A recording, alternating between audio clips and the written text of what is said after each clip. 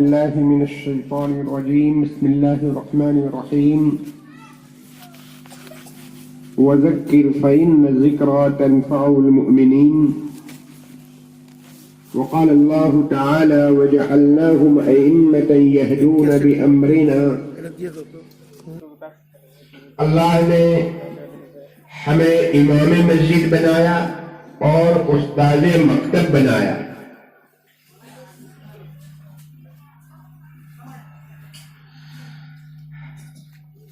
اماموں کی مثال ایسی ہے جیسے حضرت موسیٰ علیہ السلام کی والدہ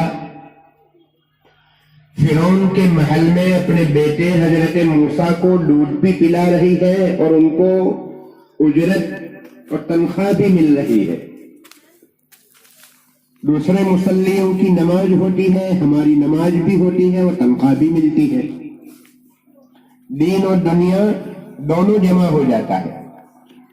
جیسے حضرت موسیٰ علیہ السلام کی والدہ کو اپنے بیٹے کو دودھ پلانے کی مسرت بھی تھی اور دوسری طرف تنخواہ اور کرایہ بھی مل رہا تھا.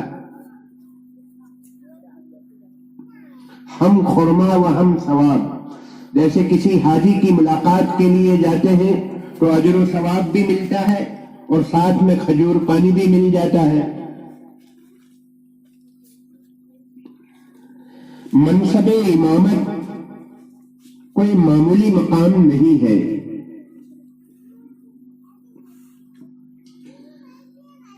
حضرت عمر رضی اللہ تعالی عنہ نے جناب نبی پاک صلی اللہ علیہ وسلم کی وفات پر حضرت ابوبکر صدیق رضی اللہ تعالی عنہ کو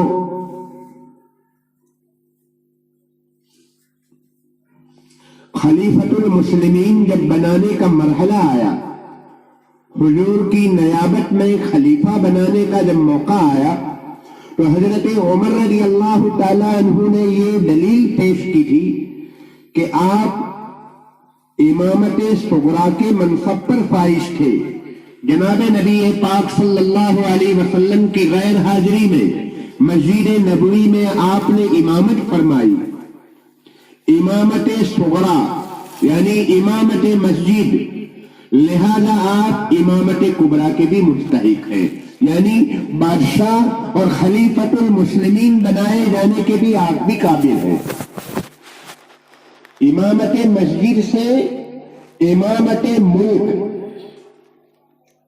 خلیفۃ المسلمین کے اوپر استدلال فرمایا. اس سے آپ اندازہ لگا سکتے ہیں امامت کا کیا مقام ہے. میرے بھائیوں، جب کسی کا مقام بلند ہوتا ہے، کوئی بڑے منصب کے اوپر فائز ہوتا ہے، اس کی ذمہ داریاں بھی اتنی ہی ہوا کرتی ہے.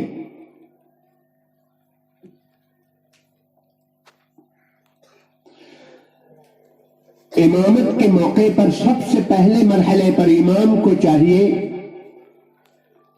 کہ مسائل طہارت، مسائل صلاۃ، وضو کے فرائض، وضو کے نواقض، نماز کے شرائط، نماز کے ارکان، نماز کے واجبات، نماز کے مفسدات، ان مسائل کا ہر وقت استحضار رہے، وقتاً فوقتاً ان مسائل کا مطالعہ رہے. اگر ائمہ مساجد کی نظر واجبات کے اوپر نہیں ہوگی تو پھر سجدہ سہو کا مسئلہ خلل اور گڑبڑی میں پڑ جاتا ہے. ایک مرتبہ ایک امام صاحب نے سجدہ سہو کیا. ان کو پوچھا گیا کہ آپ نے کیوں سجدہ سہو کیا؟ تو انہوں نے جواب دیا کہ میں رکوع میں 3 مرتبہ سبحان ربی العظیم کی جگہ 2 مرتبہ پڑھ پایا تھا، 1 مرتبہ نہیں پڑھ سکا تھا، اس لیے میں نے سجدہ کیا. آپ اندازہ لگا سکتے ہیں 3 مرتبہ سبحان ربی العظیم کہنا سنت ہے، واجب نہیں ہے، اور سجدہ سہو ترک واجب کے اوپر ہوا کرتا ہے.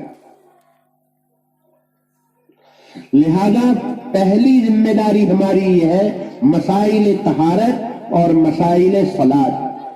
خاص طور پر فتاوی کی کتابوں کا مطالعہ ہونا چاہیے، اس لیے کہ فتاوی میں پیش آمدہ واقعات روزمرہ واقع ہونے والے جو امور ہیں، جو واقعات اور قصے پیش آتے ہیں، وہ سوالات دارالفتاء میں کیے جاتے ہیں اور حضرات مفتیان کرام اس کے جوابات دیتے ہیں۔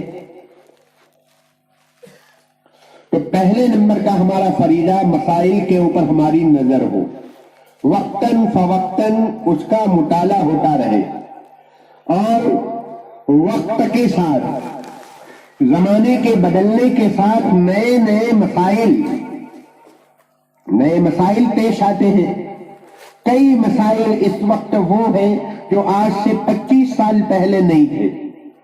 25 سال کے دوران ٹیکنالوجی اور سائنس کی ترقی کی بنیاد پر نئے مسائل ہمارے سامنے پیش آئے ہیں، تو ان مسائل کے اوپر نظر ہونی چاہیے۔ ائمہ مساجد کے عنوان پر جو گفتگو ہے یہ بہت مفصل گفتگو ہے، کم از کم 4-5 گھنٹے کی گفتگو ہے، لیکن اس وقت میں بہت خلاصے کے طور پر اختصار کرتے ہوئے ضروری امور آپ کے سامنے پیش کیے دیتا ہوں۔ خاص طور پر تکبیر تحریمہ کے سلسلے میں بہت زیادہ بیدار مغزی کی ضرورت ہے۔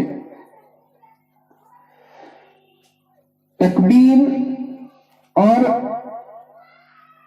ہاتھ کا اٹھانا یہ دونوں ساتھ میں ہونا چاہیے۔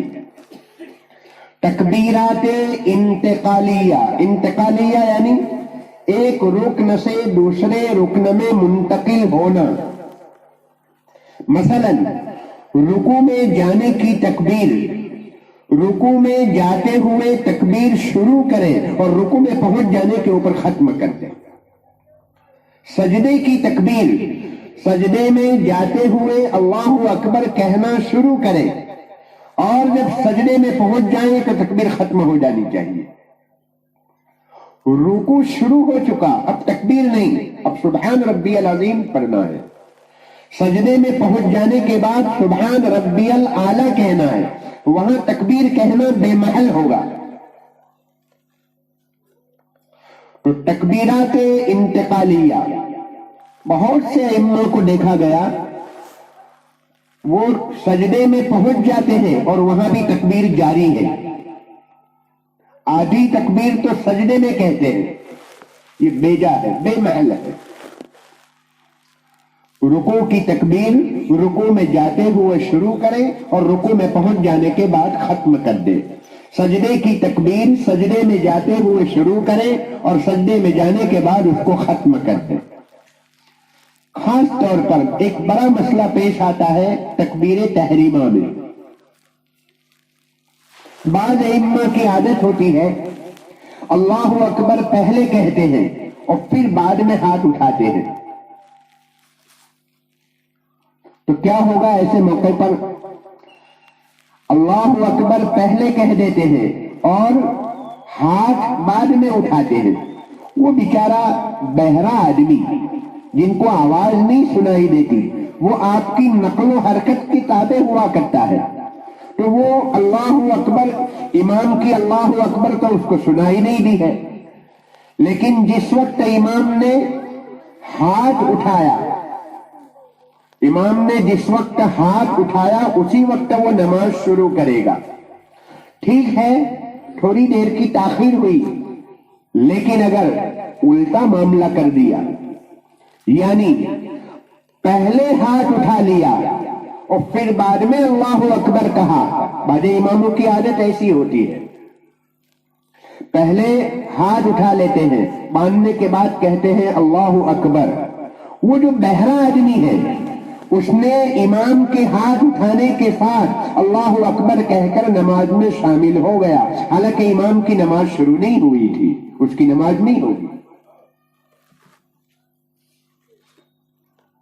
اسی طرح کا مسئلہ پیش آئے گا نابینا آدمی کے لیے۔ نابینا آدمی نقل و حرکت کو نہیں دیکھتا، وہ آواز کو سنتا ہے، وہ آواز کے تابع ہوتا ہے۔ دیکھیے امام صاحب اللہ اکبر کہہ کر رکوع میں جا رہے ہیں اور نابینا آدمی بھی امام کی اللہ اکبر کہہ کر رکوع میں جا رہا ہے، ٹھیک ہے، کوئی گڑبڑ نہیں ہوئی. لیکن اگر معاملہ ایسا ہوا امام نے پہلے اللہ اکبر کہی اور بعد میں رکوع میں گیا تو ہوگا کیا؟ وہ جو نابینا اور اندھا آدمی ہے اللہ اکبر سنتے ہی رکوع میں چلا جائے گا، امام سے پہلے رکوع میں پہنچ جائے گا. اس طرح کی کئی گڑبڑی اور کئی خلل ایسی ہے، آپ سوچیں گے تو آپ کو کئی مثالیں اس طرح کی مل جائے گی. لہذا ہونا یہ چاہیے کہ اللہ اکبر اور کانوں تک ہاتھ اٹھانا دونوں ساتھ میں ہونا چاہیے. اللہ اکبر یہ صحیح طریقہ ہے. اللہ اکبر پھر بعد میں ہاتھ باندھنا غلط طریقہ ہے. پہلے سے ہاتھ باندھ لینا پھر اللہ اکبر کہنا یہ بھی غلط طریقہ ہے.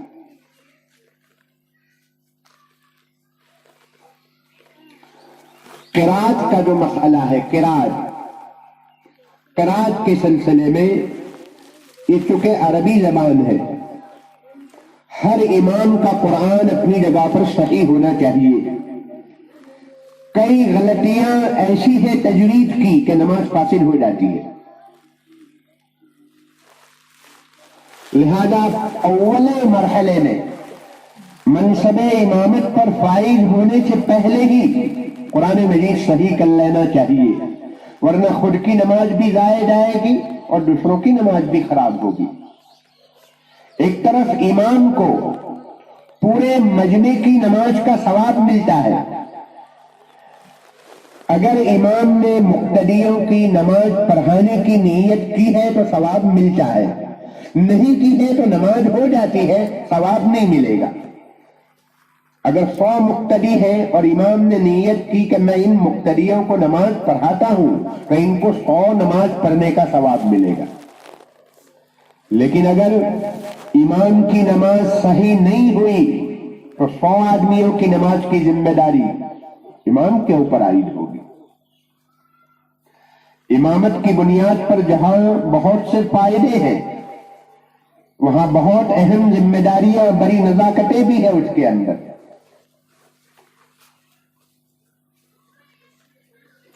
تو قرآن مجید امام کا صحیح ہونا یہ بہت اہم چیز ہے. قرات کے سلسلے میں حضرت عمر رضی اللہ تعالی عنہ نے حضرت ابو موسیٰ اشعری رضی اللہ تعالی عنہ کو ایک خط لکھا تھا، تحریر بھیجی تھی، جس میں مفصلات یعنی کہ فجر کی نماز میں سورہ حجرات سے لے کر سورہ بروج تک پڑھا جائے اور ظہر اور عشاء کی نماز اور اسی طرح مغرب کی نماز 3 الگ الگ طوال مفصل، اوساط مفصل، قصار مفصل، اس وقت تعین کا مرحلہ نہیں ہے، وقت نہیں ہے، یہ 3 حصوں میں نمازوں کو تقسیم کیا تھا. ہونا یہ چاہیے اکثری طور پر ہم اسی کے مطابق نماز پڑھائیں، اس سے باہر کی قرات کبھی کبھی کر لیں. سورہ حجرات سے پہلے والی سورتیں اگر آپ کو پڑھنا ہے تو کبھی کبھی پڑھیں، اکثر و بیشتر یہی سورتیں پڑھنی چاہیے، ورنہ ترک سنت، ترک مستحب اور ترک مستحب کی عادت بنا لینا یہ بڑا گناہ ہے. لہذا مفصلات کی ہمیں پیروی کرنی چاہیے، ہمیشہ مفصلات نہ پڑھیں، کبھی کبھی اس کو ترک کر دے تاکہ ترک مالا یلزم، جو چیز لازم نہیں اس کا لازم ہونا یہ بھی ایک خراب چیز ہے. ترک مالا یلزم، جو چیز لازم نہیں اس کو لازم سمجھنا یہ بھی شریعت میں منع ہے. کبھی کبھی باہر کی صورتیں پڑھیں لیکن عموماً یہی صورتیں پڑھنی چاہیے. امام کو بڑے تفقہ کی ضرورت ہے، بڑی سمجھ بوجھ کی ضرورت ہے. کبھی ایسا ہوتا ہے رات میں جلسہ ہوا، 1-2 بجے تک جلسہ چلا، اب فجر کی نماز میں آپ بہت لمبی قرات پڑھیں گے، مقتدیوں کے اوپر بوجھ پڑے گا۔ ایسے موقع پر سورہ حجرات سے لے کر بروج تک کی جو سورتیں ہیں ان میں سے چھوٹی سورت پڑھنا ہے اسی میں سے، لیکن اس میں چھوٹی سورت کا انتخاب کریں۔ یہ امام کی فقاہت کی بات ہوگی کہ مجھے کس وقت کون سی سورت پڑھنا ہے۔ جمعہ کے دن سورہ الف لام میم سجدہ اور سورہ دہر پڑھنا یہ مسنون ہے۔ حضور پاک علیہ السلام کا عمومی معمول یہی رہا، لیکن ہمارے مقتدیوں کے اوپر بوجھ پڑتا ہے، تو ایسے موقع پر ہم تھوڑی سی رفتار کو بڑھا دیں۔ روزہ میں جس رفتار سے آپ پڑھتے ہیں، جمعہ کے دن چونکہ لمبی قرات ہے تو تھوڑی سی رفتار کو بڑھا لیں، بجائے تدویر کے حضر میں پڑھ لیں، سنت پر عمل بھی ہو جائے گا اور اتنے ہی وقت میں آپ کی نماز ہو جائے گی۔ بارش کا موسم ہے، ایک بڑا مجمع کھلے صحن میں نماز پڑھ رہا ہے، ایسے موقع پر آپ کو محسوس ہوا کہ بارش زوروں کی شروع ہو گئی، ایسے موقع پر قرات میں اختصار کر لینا چاہیے۔ جناب نبی پاک صلی اللہ علیہ وسلم نے ایک مرتبہ بچے کے رونے پر نماز کو مختصر کر لیا تھا، اس لیے کہ جب بچہ روئے گا تو ماں کی نماز کا کیا حال ہوگا، ماں کتنی پریشان ہو جائے گی اور دوسرے لوگوں کی نماز میں بھی خلل پڑے گا، تو پھر جناب نبی پاک علیہ السلام نے نماز کو مختصر کر لیا تھا۔ تو ہمیں ایسے ہنگامی موقعوں پر نماز میں اختصار کر لینا چاہیے، چھوٹی سورت پڑھنی چاہیے، حضرن پڑھنا چاہیے۔ اے سی والی مسجد میں نماز ہو رہی ہے اور اچانک لائٹ چلی گئی، پاور آف ہو گیا، ایسے موقع پر امام کو چاہیے کہ اختصار کر لے، جلدی سے رکوع میں چلا جائے۔ ما تجوز بہ الصلاۃ، یعنی جتنی مقدار نماز ہونے کے لیے کافی ہے اتنی قرات ہو چکی ہے، تو اب رکوع میں چلے جانا چاہیے۔ ایسے ہی موقعوں کے لیے، ایسے ہی موقع ہیں جو ہنگامی موقع ہیں، اس میں جناب نبی پاک علیہ السلام کے اس عمل سے ہمیں رہبری ملتی ہے کہ حضور نے بچے کی رونے کی آواز سن کر نماز کو مختصر کر دیا۔ یہ ہمارے لیے مثال ہے۔ اس طرح کی کئی مثالیں آپ کو مل جائے گی۔ امام کو بڑے تفقہ کی ضرورت ہے۔ ایک مرتبہ حضرت تھانوی علیہ الرحمہ کسی دیہات میں پہنچے اور وہاں کے لوگ دین سے بہت دور تھے، فقط دین کے نام پر وہاں ایک چیز زندہ تھی، تعزیے نکالنا۔ محرم کے مہینے میں تعزیے نکالتے تھے۔ حضرت کو معلوم ہوا کہ اس گاؤں کے لوگ فقط اور فقط ایک چیز ان میں پائی جاتی ہے اسلام کے نام پر، اور وہ ہے تعزیہ۔ حالانکہ تعزیہ بھی جائز نہیں ہے، لیکن اسلام کے نام پر ان کے پاس ایک ہی چیز تھی۔ اگر یہ چیز کو بھی ہٹا دیا جائے تو اسلام نام کی کوئی چیز باقی نہیں رہتی۔ تو وہ لوگ پوچھنے کے لیے آئے کہ حضرت ہم تعزیے نکالیں؟ تو حضرت تھانوی علیہ الرحمہ نے فرمایا ضرور نکالو، ضرور تعزیے نکلنے چاہیے۔ حالانکہ آج اگر مفتی صاحب کو پوچھیں گے تو مفتی صاحب فوراً جواب جب ناجائز کا فتویٰ دے دیں گے، تعزیے نکالنا جائز نہیں ہے، بدعت ہے۔ لیکن حضرت تھانوی علیہ الرحمہ نے فرمایا کہ ضرور تعزیے نکالو۔ یہ تفقہ کی بات ہے، فقاہت کی بات ہے۔ ایک مرتبہ مفتی مظفر حسین کاندلوی رحمت اللہ علیہ دہلی سے سہارنپور جا رہے تھے، راستے میں ایک دیہات پڑتا تھا، وہاں مغرب کی نماز کے لیے پہنچے تو دیکھا کہ مسجد میں کوئی مصلی نہیں۔ نماز پڑھی، نماز کے بعد باہر نکلے، ایک صاحب کی ملاقات ہوئی، پوچھا کہ کیا حال ہے، مسجد میں کوئی نمازی نہیں؟ تو کہا کہ حضرت فلاں نواب صاحب ہے، اگر وہ مسجد میں آئیں گے تو انشاءاللہ یہاں پر نماز کا ماحول بن سکتا ہے۔ تو مفتی مظفر حسین کاندلوی رحمت اللہ علیہ نے فرمایا کہ چلو میری ملاقات کراؤ۔ وہ گھر پہنچے، ملاقات ہوئی، نماز کی دعوت دی۔ وہ نواب صاحب نے کہا کہ میں ایک شرط پر نماز میں آؤں گا، نمبر 1 میں وضو نہیں کر سکتا، وضو کرنا میرے لیے بہت بھاری ہے، اور نمبر 2 شراب میں نہیں چھوڑ سکتا، میں شراب کے ساتھ نماز پڑھوں۔ مفتی مظفر حسین کاندلوی علیہ الرحمہ نے فرمایا کہ ہاں دونوں چیز کے ساتھ، تم وضو بھی مت کرنا، شراب لے کر مسجد میں آنا، لیکن مسجد میں آ جانا۔ دیکھیے دونوں چیز جائز نے، بلا وضو نماز کیسی؟ شراب کے ساتھ مسجد میں آنے کی کیسے اجازت ہوگی؟ لیکن یہ فقاہت کی بات تھی۔ ایک مرتبہ آدمی مسجد میں آ جائے گا، انشاءاللہ مسجد کا ماحول، یہ روحانیت اور یہ نورانیت اس کو خود بخود لے آئے گی کہ شریعت کی حدود میں۔ تو امام کے لیے بڑی فقاہت کی ضرورت ہوا کرتی ہے۔ تو قرات کے مسئلے میں ائمہ کو چاہیے کہ مسنون قرات کی رعایت کرے، لیکن اسی کے ساتھ ساتھ مقتدیوں کی بھی رعایت کرے۔ دونوں کو ساتھ میں لے کر چلیں گے تو انشاءاللہ ہمارے مقتدیوں کو شریعت مقدسہ سے محبت پیدا ہوگی، اسلام کی محبت میں اضافہ ہوگا۔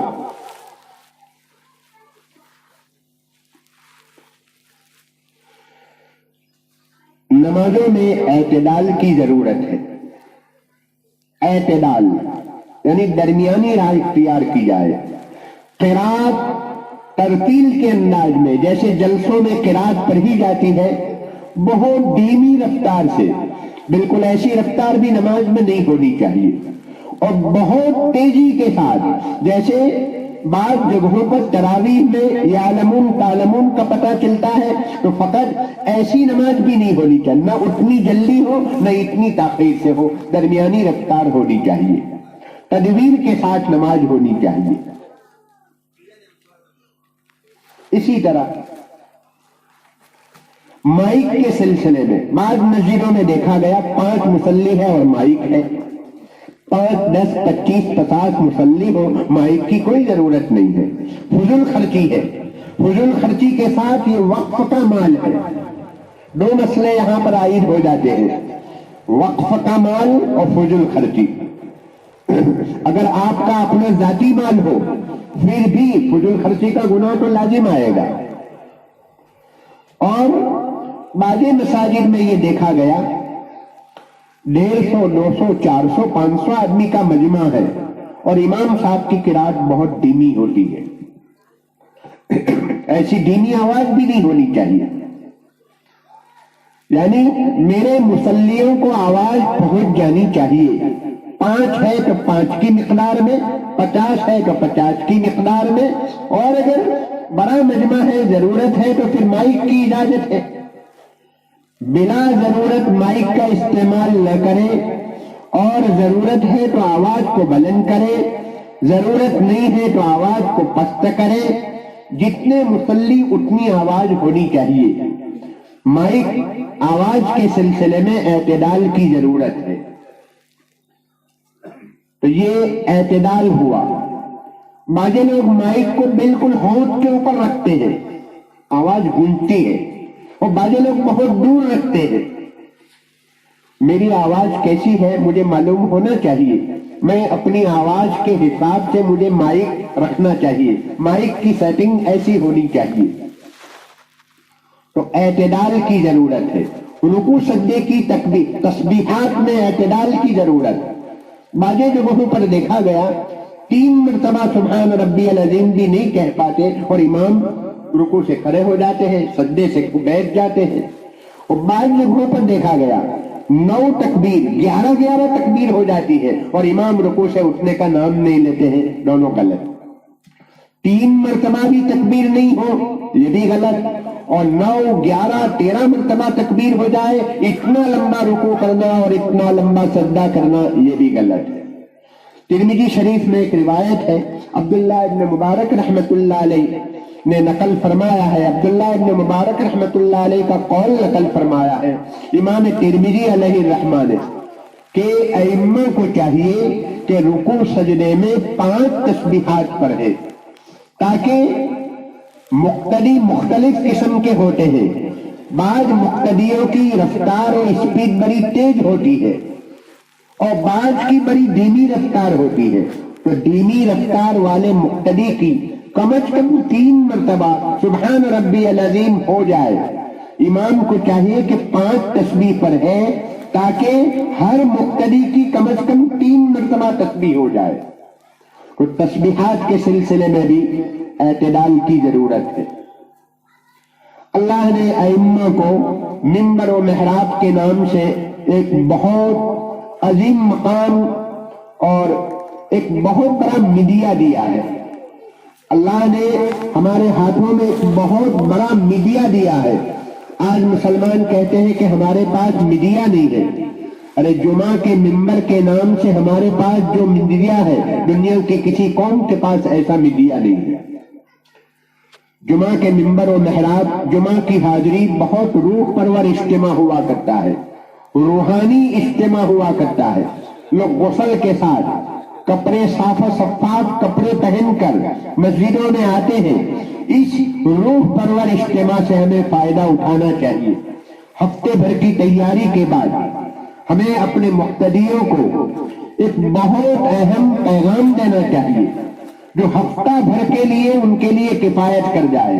ہفتے بھر کی غذا ان کو فراہم کرنی چاہیے. اور جمعہ کے خطاب اور بیانوں کے سلسلے میں موقع کی مناسبت مقتضی حال کی رعایت ہونی چاہیے. موقع ہے رمضان کا تو رمضان کے لیے صیام، روزے، زکوٰۃ، اعتکاف یہ عناوین ہونے چاہیے.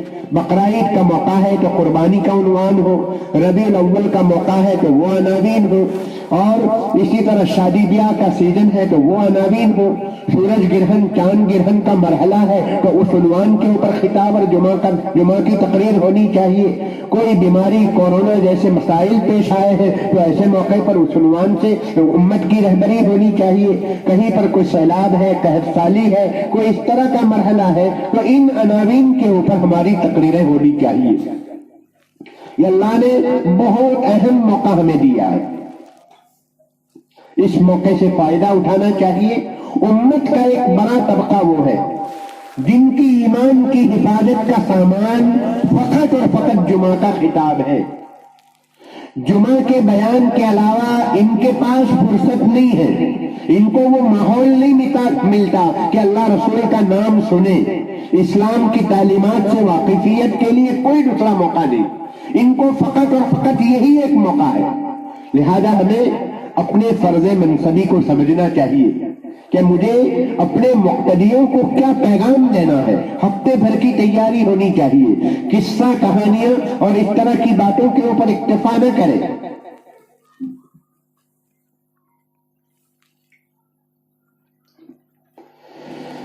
جمعہ کا خطاب یہ بہت ذمہ دارانہ حیثیت سے ہمارے اوپر عائد ہوتا ہے. ہماری نظر میڈیا کے اوپر بھی ہونی چاہیے، اس لیے کہ ہماری عوام میڈیا کو سنتی ہے اور میڈیا کے ذریعے اسلامی تعلیمات کے سلسلے میں طنز، اعتراضات، نقد، تنقید ہوا کرتی ہے.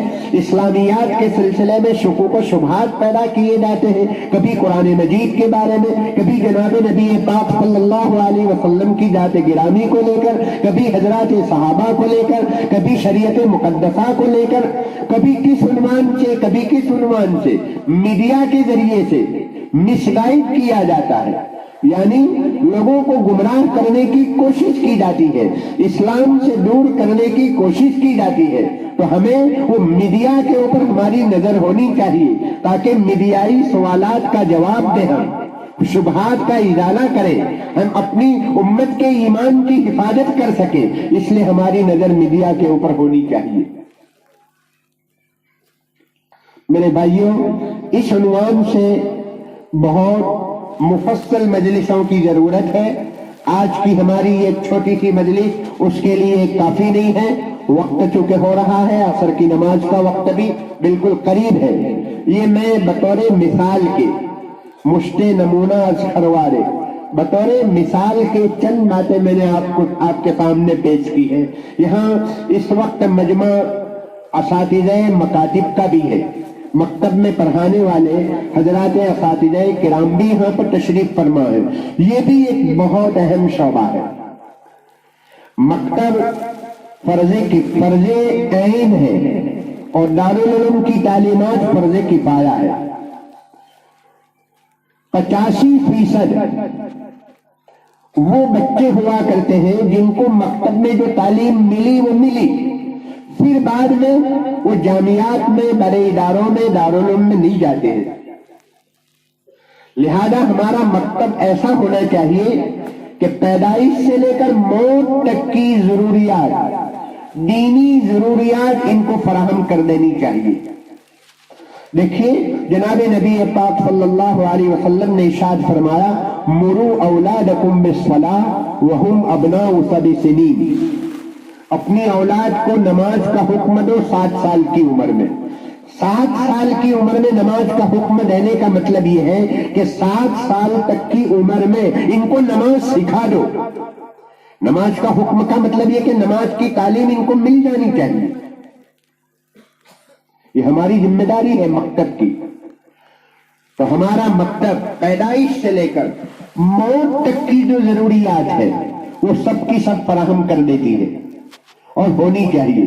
ہمارے مکتب ہر گھر میں دینی ماحول نہیں ہوتا ہے، بعض گھروں میں اچھا ماحول ہے، بعض گھروں میں وہ ماحول نہیں ہے۔ تو وہ جو بے دین اور دین سے دور جو گھرانے ہیں، ان گھرانوں میں جو خرابیاں ہیں، ان خرابیوں کا فلٹر مشین یہ ہمارا مکتب ہے۔ اسی طرح بعض محلوں کا ماحول بہت اچھا ہوتا ہے اور بعض محلوں میں، سوسائٹیوں میں وہ اچھا ماحول نہیں ملتا ہے، تو وہاں سے آنے والی خرابیوں کا فلٹر اور اس کی صفائی ہمارے مکتب کے ذریعے ہوا کرتی ہے۔ اسی طرح بعض اسکولوں میں بہت اچھا دینی ماحول ہوتا ہے اور بعض اسکولوں میں وہ ماحول نہیں ہے، مخلوط ہے۔ تو وہ جو مخلوط اسکول ہے وہاں سے آنے والی خرابیوں کا فلٹر اور اس کی صفائی ہمارے مکتب ہے۔ یعنی مکتب کے اساتذہ کی یہ ذمہ داری ہے کہ گھروں کی خرابیاں، محلوں کی خرابیاں، مخلوط اسکولوں کی جو بدیاں اور خرابیاں ہیں ان کی یہاں پر صفائی ہو جانی چاہیے۔ 5 ذمہ داریاں ہیں مکتب کی۔ پہلے نمبر پر تصحیح عقائد، یعنی ایمانیات کی حفاظت، ہمارے عقیدے صحیح کروانا، بچوں کے عقیدے صحیح کروانا، اور اس کے لیے زیادہ گفتگو، مکالمہ، بات چیت کہ یہ زمین کس نے بنائی، آسمان کس نے بنایا، ہمیں آنکھیں کس نے دی، ہمیں پانی کس نے دیا، روٹی کس نے دی، ہمیں کھلا مکان کس نے دیا۔ اس انداز سے سوال جواب کر کے ان کے عقائد بنائے جائیں۔ آپ کو معلوم ہے اس وقت کا جو ماحول ہے، اس وقت کا جو ماحول ہے وہ ہمارے ایمان کو، خاص طور پر ہماری نئی نسل کے ایمان کو لوٹنے اور خسوٹنے کی بہت منظم طور پر پلاننگ ہو رہی ہے۔ تو ایسے حالات میں مکتب کی ذمہ داریاں بڑھ جاتی ہیں۔ تو مکتب کی پہلی ذمہ داری تصحیح عقائد، وہاں ایسی نظمیں پروانی چاہیے، معبود حقیقی تیرے سوا کوئی نہیں، کوئی نہیں، اس قسم کی جو نظمیں ہیں جس میں ایمانیات کی تعلیم ہے، رد کفر شرک ہے، ایسی نظمیں وہاں پر مکتب میں پروانی چاہیے۔ دوسری ذمہ داری، دوسرا کام مکتب کا تصحیح قرآن مجید، صحیح قرآن مجید تجوید کے ساتھ، مخارج کی ادائیگی کے ساتھ، معروف اور مجہول کی تمیز کے ساتھ، کہاں وقف کرنا کہاں وقف نہیں کرنا، اس قسم کی موٹی موٹی جو باتیں ہوا کرتی ہیں یہ مکتب میں ان کو ضرور مل جانی چاہیے۔ تیسرے نمبر پر تصحیح مسائل، یعنی فقہیات، وضو کے فرائض، وضو کے نوافل، وضو کی سنتیں، نماز کے متعلقات، جنازے کی نماز کا طریقہ، اسی طریقے سے التحیات، دعائے قنوت، درود شریف، اور اس طرح کی جو چیزیں جو نماز میں پڑھی جاتی ہیں وہ ان کو یہی مکتب میں فراہم کرنی ہوگی۔ یہ مکتب کا عنوان بھی ایک بہت اہم ذمہ داری کا عنوان ہے۔ اس کے لیے ایک مستقل مجلسوں کی ضرورت ہے، بہت زیادہ تربیت کی ضرورت ہے، مکتب کے اساتذہ کو ٹریننگ دینے کی ضرورت ہے۔ میرے بھائیوں، خلاصہ کلام یہی ہے کہ اللہ نے ہمیں بہت اونچا منصب اور مقام عطا فرمایا ہے، وہیں پر ہماری ذمہ داریاں بھی بہت بڑھی ہوئی ہیں۔ اللہ تبارک تعالی ہمیں اپنے فرض منصبی کا احساس عطا فرمائے، اور اللہ تبارک تعالی ہمیں اپنی نئی نسل کے ایمان کی حفاظت کے لیے اور ہماری امت مسلمہ کی ایمان کی حفاظت کے لیے سبب کے طور پر اللہ پاک ہمیں قبول فرمائے۔ وآخر دعوانا الحمدللہ رب العالمین۔